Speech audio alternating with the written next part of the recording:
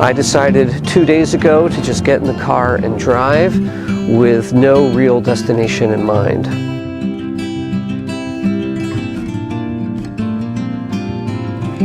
The weather here in the West has just been spectacular for the past couple of weeks, and I've been feeling really cooped up at home.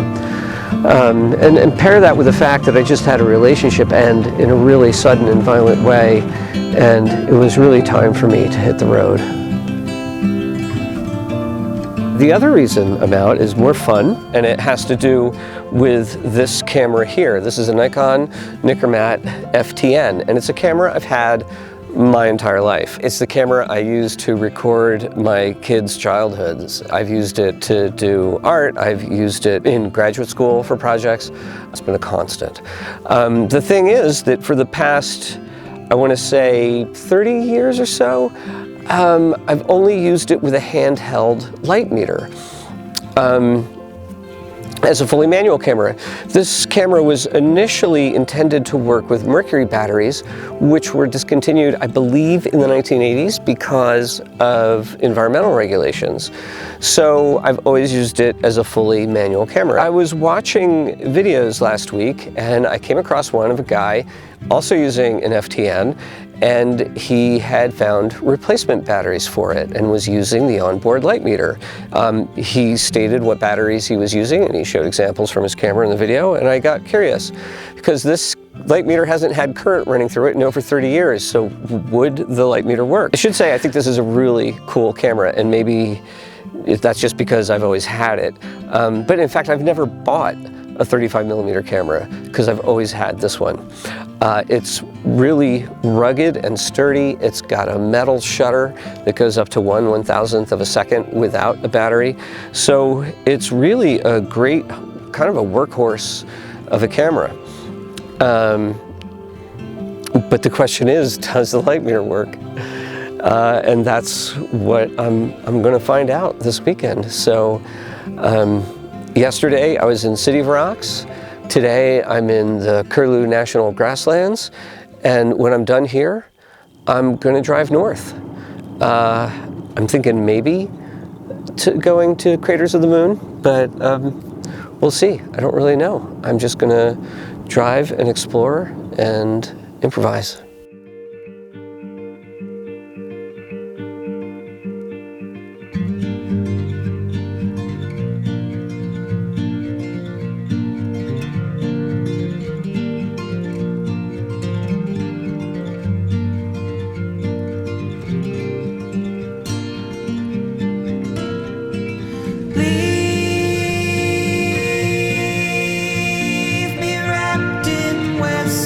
Sunset gold on the firelit shore, and save me from the southern winter's hold, but leave me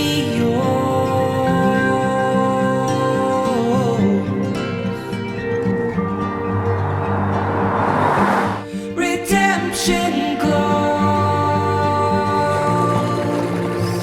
in the face of everyone. I caught your soul in the face of everyone. But it's your turn to run.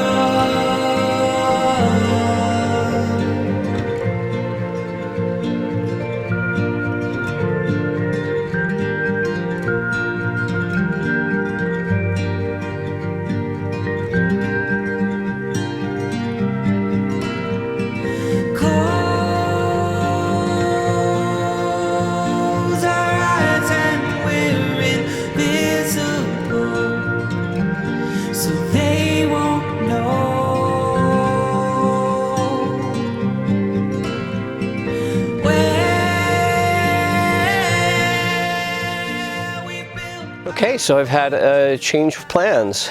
I got to Arco, Idaho, and I could have made a left turn to go towards craters of the moon, or I could continue straight to go into the mountains.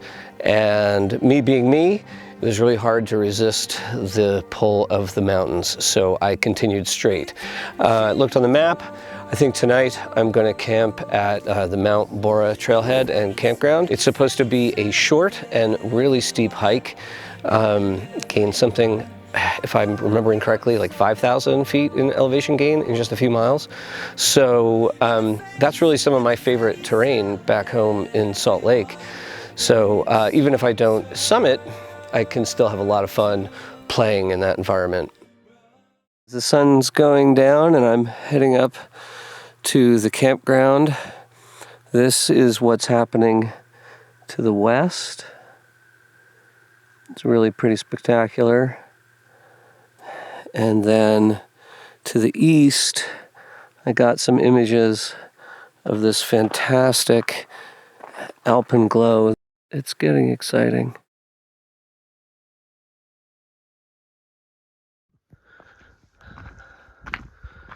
Okay, so it's about 8 a.m. Monday morning, and I'm heading up Mount Borah. I already know from last night, I could see there was a lot of snow higher up, and I'm not equipped for steep terrain and snow. So I'm just gonna go as far as I can, take some pictures, and have some fun.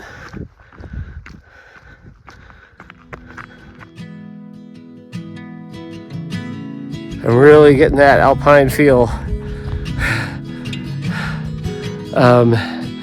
Yeah, that must be where I'm going. I'm not really sure what, that's probably it over there. But you can see the mountains here are just stellar. And I guess now it's time to talk about photography for a second. I brought the Nikkormat and one lens. I brought the Zeiss 35mm, and I brought a 35 because oftentimes wider than that feels too wide in the mountains. It takes the drama out of it. But I'm looking at this right now, and I know that 35 isn't wide enough. So, oh well, I'll take a couple shots, see if I can get anything, and then I'm gonna keep hiking.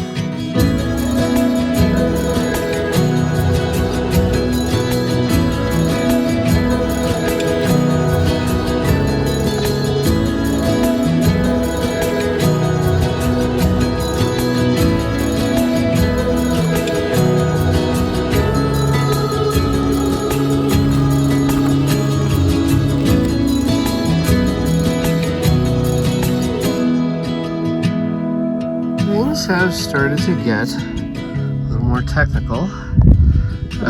It's mixed snow and rock. Dry, this would be a lot of fun.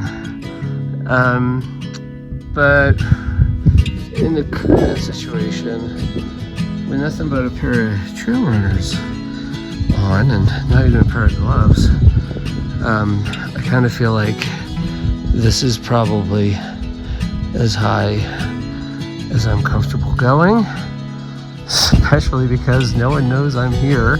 So if I take the big ride, no one's gonna know where to look for me. So yeah, this has been a fantastic climb. Really beautiful. I think I'm gonna spend a few minutes up here and just enjoy it and take some shots. I'm really happy with the way these shots turned out. They really capture the feel of what it's like to be on the mountain.